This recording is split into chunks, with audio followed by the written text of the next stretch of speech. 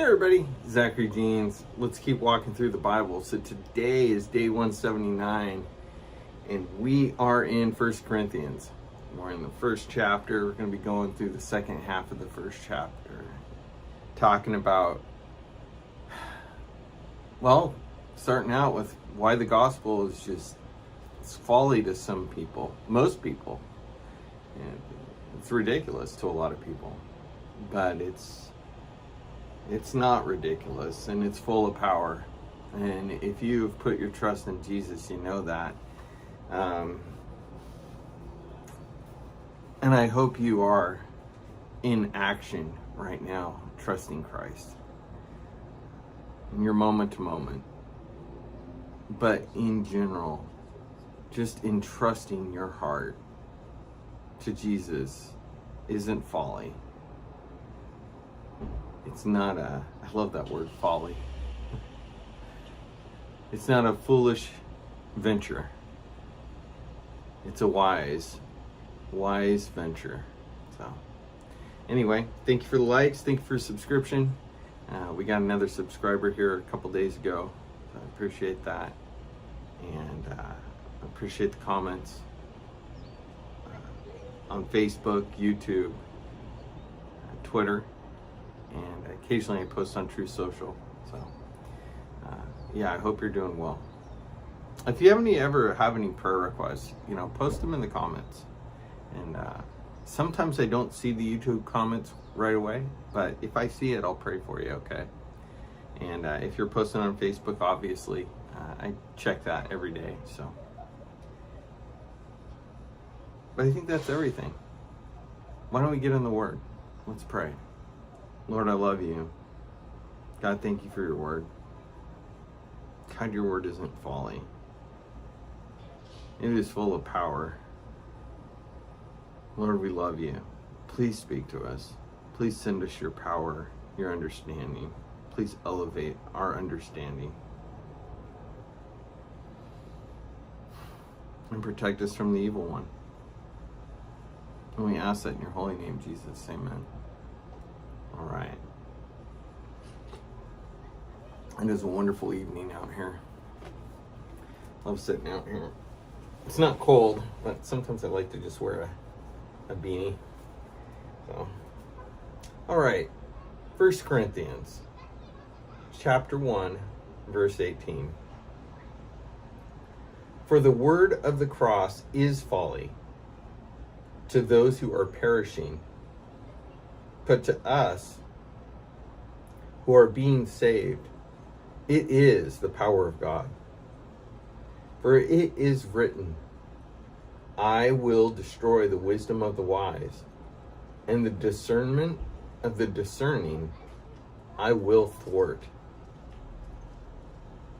Where is the wise one? Where is the scribe? Where is the debater of this age? Has not God made foolish the wisdom of this world? For since in the wisdom of God, the world did not know God, God through wisdom, it pleased God through the folly of what we preach to save those who believe. For Jews demand signs, miracles, and Greeks seek wisdom. But we preach Christ crucified. It's a stumbling block to the Jews and folly to the Gentiles. But to those who are called, both Jews and Greeks, Christ, the power of God and the wisdom of God. For the foolishness of God is wiser than men, and the weakness of God is stronger than men. For consider your calling, brothers and sisters. Not many of you were wise according to worldly standards. Not many were powerful. Not many were of noble birth. But God chose what is foolish in the world to shame the wise. God chose what is weak in this world to shame the strong.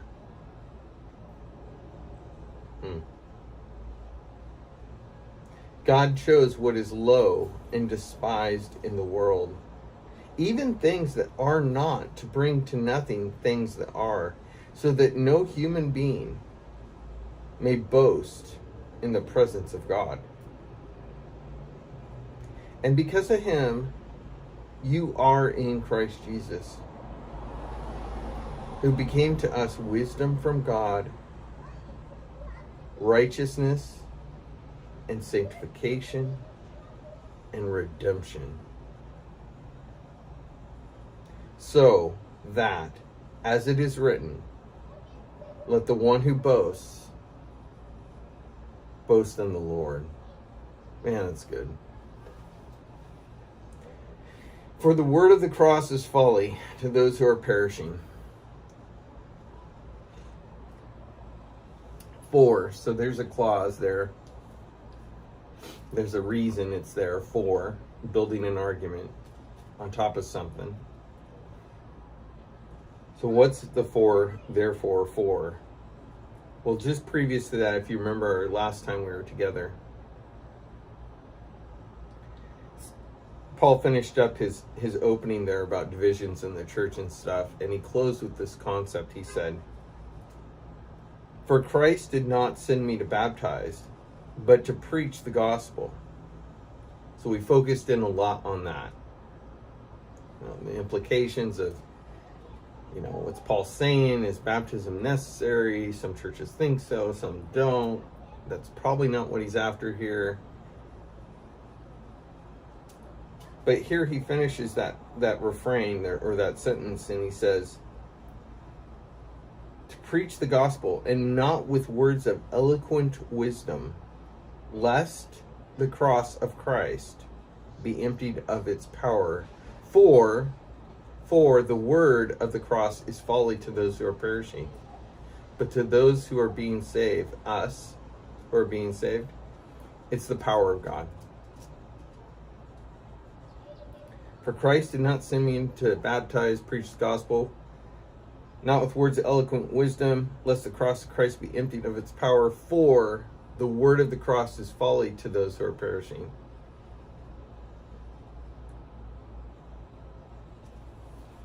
Eloquent words are putting too much, I don't know.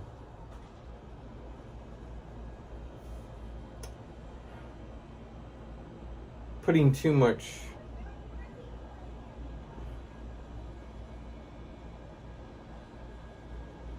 I want to be careful here, because Paul has written very detailed and wise letters. I mean, Peter tells us, some of the things that Paul writes are very hard to understand, and we just went through the book of Romans, and it's not as though that book was written in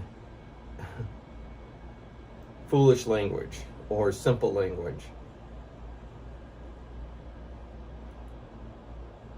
But Paul also shares that when, he's accused of, when he's being in the presence of people, they notice that his letters are very weighty, that they're heavy. And to that end, basically, the very thing that, he's saying here, that there's eloquent wisdom. But I basically think he's just saying, look, I'm not trying to throw out a bunch of flowery extra talk. I'm not trying to hide the truth behind language.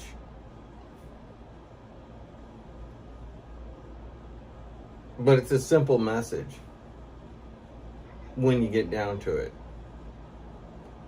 It's the message of a Messiah promised and sent, that is God in the flesh, that paid the price for all of our bad and gave us all of God's good.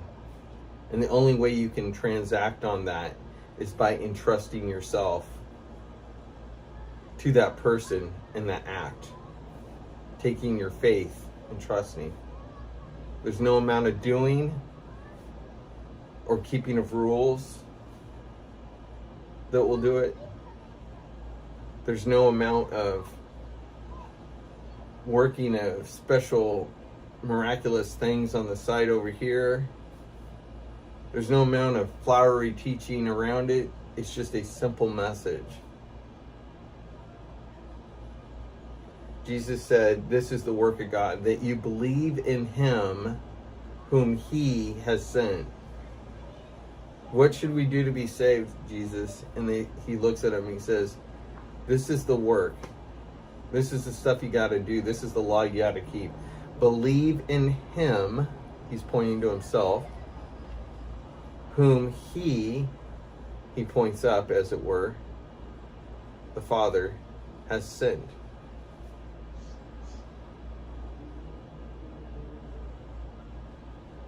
Doesn't get much simpler than that.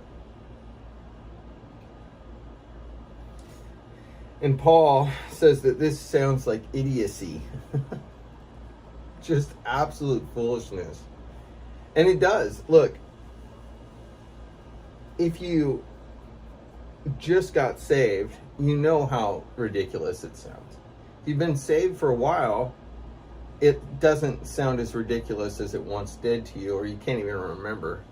The idea that in this vast universe, a simple, nearly barefoot teacher out in the,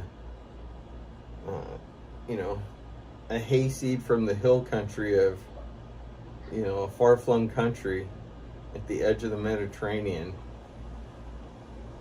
believed that he fulfilled a bunch of somewhat vague prophetic writings and looped them all in together and said, that's me.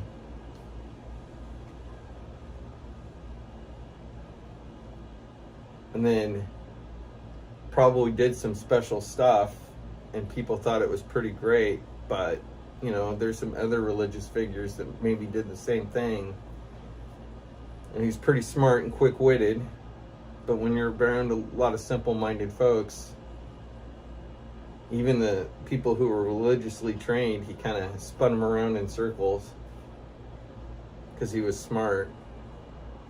And he saw it, he grew up with it, he knew that he kind of fit the bill, and he wore it.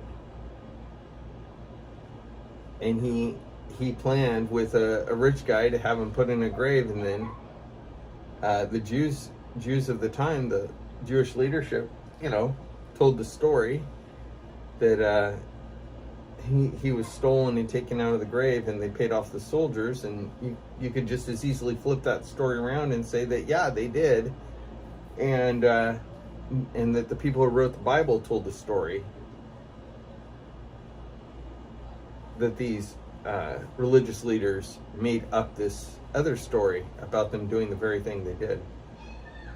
Some sort of psychological warfare. So you can twist this thing around, and people, have for hundreds and hundreds of years. But in each and every case, as you look at the gospel, God fulfills what he says next. I will destroy the wisdom of the wise, and the discernment of the discerning I will thwart.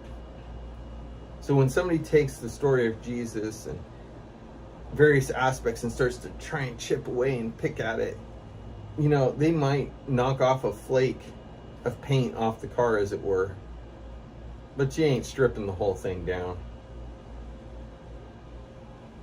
At the end of the day, with all the effort, you've still got a car and it's still painted blue or whatever. Knocking a couple flakes off through argument and discernment, and all your bending over backwards to deny various aspects of history and things that have been written here and proved, and then the lives and personal testimonies of people that you've trusted up to this point, but now they believe in Jesus, and all of a sudden they're liars or idiots, right? It's basically equivalent to scratching up some paint off a car and then saying the car is not a car anymore and it's not the color it was painted. But God says, I will destroy the wisdom of the wise, and the discernment of the discerning I will thwart. Where is the one who is wise? Where is the scribe? That somebody writes down the stuff that's been written before. Make sure there's good copies. Where is the debater of this age? Remember Paul debating the philosophers, the Stoics, Epicureans, and whatnot up on the hill, Mars Hill? For since in the wisdom of God the world did not know God through wisdom, it pleased God through the folly of what we preach to save those who believe. Ain't that the truth? You know, I didn't start out as a believer. I've told this story. And I held up, from the beginning, I came to a conclusion, a basic premise, when I was in high school, and I started this search. God gave me a bit of an epiphany. I didn't know it was God, but now looking back, I realize it was the Lord. And just that I needed to know what the truth was in this world. As I had observed to that point, and I think confirmed over the next 8 years or so, in that search, there was enough evidence in this life, this experience, that this world wasn't a figment of nothingness. That it is a actual somethingness. There's something here. We're here. And there's a basic underlying thing in that it is a broken thing. That's obvious to us all. But there is a truth or a core truth somewhere in all of it. And we aren't all so different that truth should be different, but that there should be something that's true for us all. That's not to say that at that point I thought that there only had to be one answer. But that one answer might express itself like many people who believe in multiple answers that all kind of rest on the same underlying truth. A sort of universalistic answer, right? But listen here, it says, God made foolish the wisdom of the wise. How? For since in the wisdom of God, the world did not know God through wisdom, it pleased God through the folly of what we preach to save those who believe. As I pursued truth, and I held all things up to be possibly true, I let them all fall under their own weight. Some things fell apart very quickly. Like looking on the outside, they put like good marketing on an idea or a lifestyle or a way of doing things or an idea about how it all works. But when you actually go in and you really start poking around, it starts to crumble down. And not the people, because everybody's broken and everybody practices poorly. But when you really start getting into it, it all kind of starts to fall apart.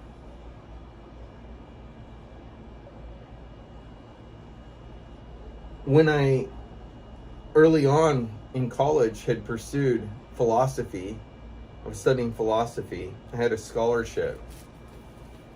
Not a great scholarship, but a Western undergraduate exchange scholarship. It basically allowed me to go to an out-of-state Western school for in-state price and stuff. And I was a philosophy major, and I had spent a lot of time on my own working through a lot of the philosophical questions.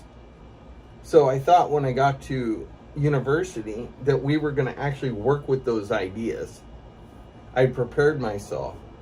I had worked through a lot of Pythagoras's concepts around, I wasn't an expert in the mathematics of Pythagoras, but there's a lot of basic concepts about the structure of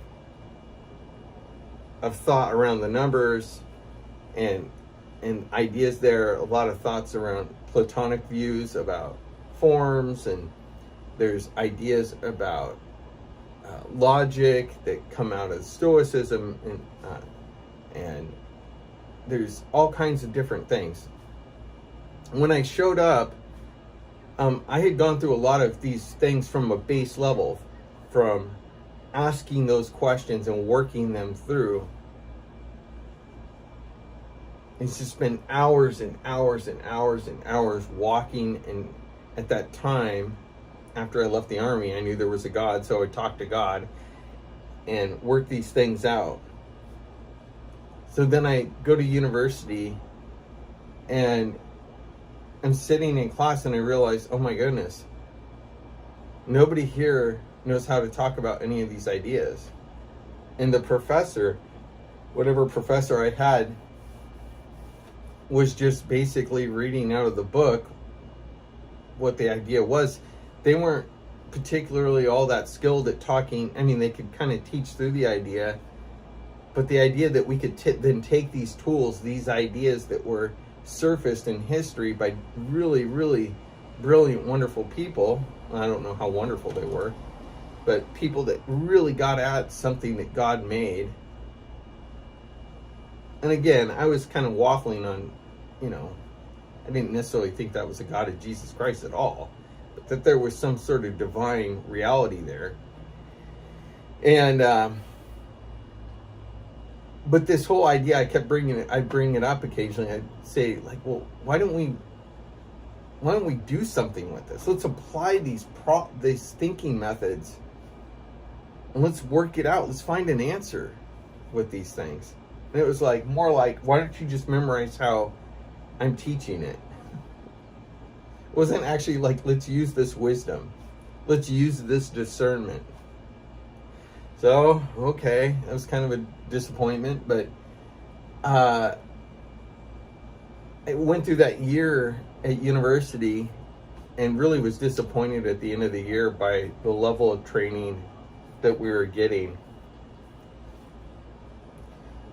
And I had worked through a lot of things. I'd just go out at night and go to the center of the campus. There was kind of one of those, big brick circles and the school seal at the middle, and big starry night and all the buildings, and people occasionally walk by or whatever, going to a party, and I just kind of like ride my bike around in circles and think and talk things out and work through whatever I was learning in philosophy. And then once I understood it, then I'd turn around and ride back the other direction and work myself all the way through each step in a reverse order. So I truly understood it. And I remember at the end of that year, I left, I went back. I was not going to go back to that school. I was really disappointed. I was going to go do something else. And I had gone away for about a week at the end of the summer, and kind of a hitchhiking trip around. And at the end of that trip, I came to the conclusion that I wanted to go back.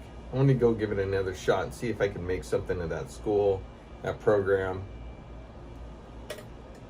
And so I ended up back in that school, and although I didn't understand that my Western undergraduate scholarship had been taken from me because they sent the renewal letter to the wrong address, I was back at this school, total faith that I was going to step forward and keep working on this there, despite my lack of, trust in the program to do more with it, but I was going to try. And I realized, oh no, now my scholarship's gone, and now I have to decide what to do. And I sat down with this really amazing guy, Michael, and this lady who ran the local, soup kitchen. A couple of really just godly people.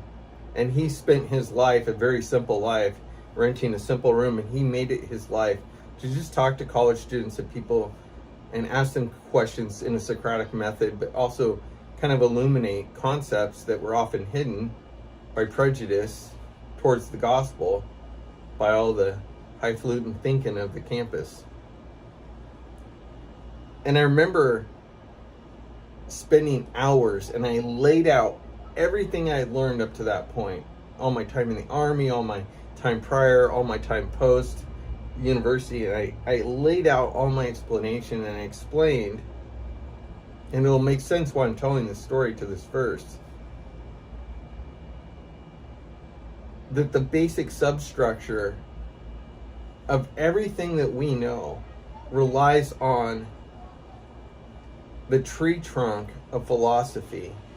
And the tree trunk of philosophy, which all the branches of all the sciences and all the liberal arts come off of, it owes its search for truth, all of them, on this trunk of philosophical understanding. And at the base, the seed of the tree, are the functional questions that everybody has, which is why and how and what, and its categories of who, when, and where.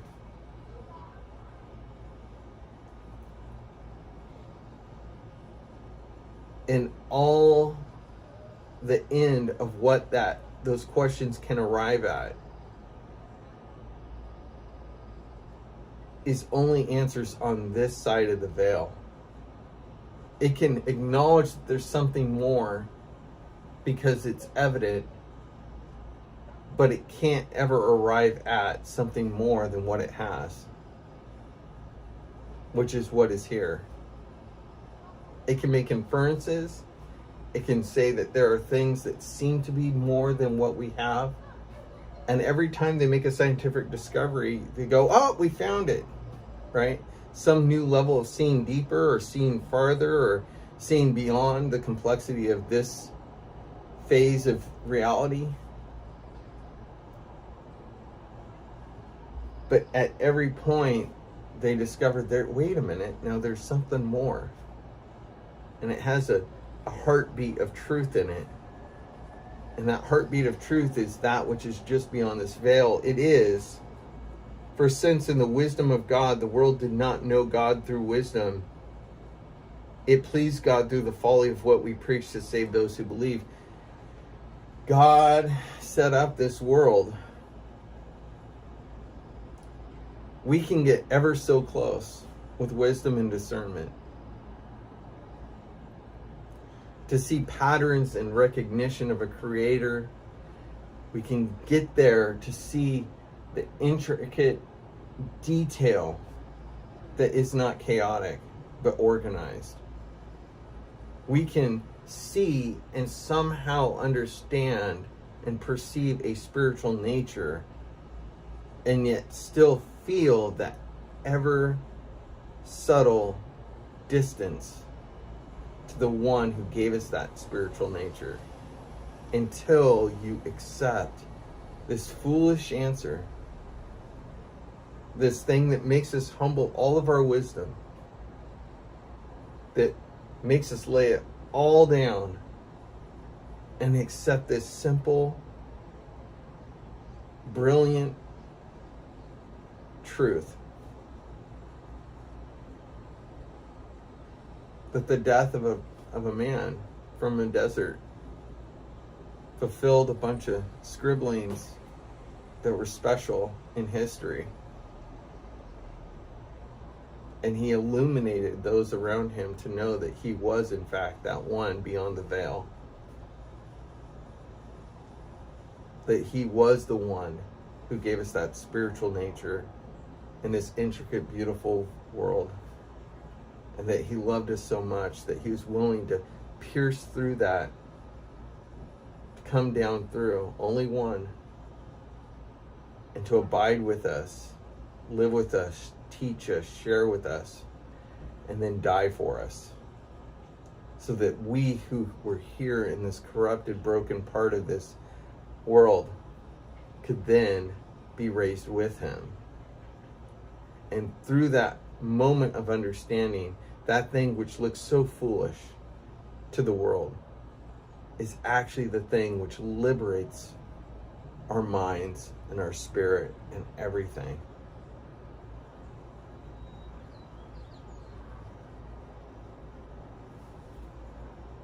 Where is the one who is wise? Where is the scribe? Where is the debater of this age? For since in the wisdom of God, the world did not know God through wisdom, it pleased God through the folly of what we preach to save those who believe. For Jews demand signs and Greeks wisdom, but we preach Christ crucified. It's a stumbling block to Jewish people. It's folly, it's idiocy to the rest of the world. But to those who are called, whether you're Jewish, Greeks, rest of the world, Christ is the power of God. Christ is the wisdom of God. For the foolishness of God, God's idiocy that he shares, what we consider foolishness, is wiser than men, all men and women. And the weakness of God, whatever that is stronger than all of our might.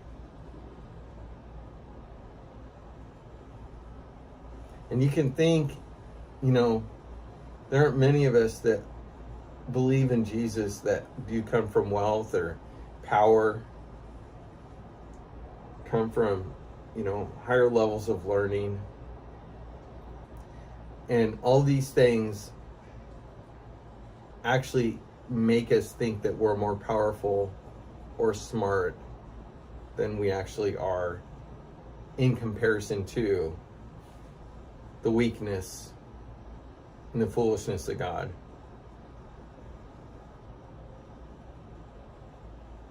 We aren't that smart, even if we are. We aren't that wealthy, even if we have some. We aren't that powerful, even if we are kind of strong in this world as compared to the Lord.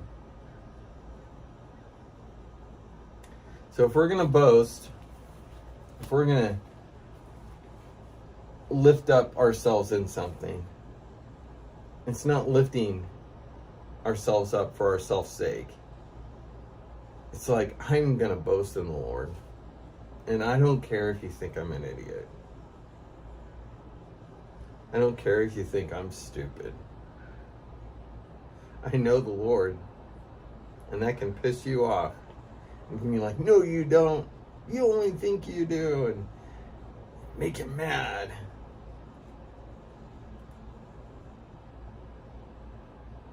And you should ask yourself why it makes you mad.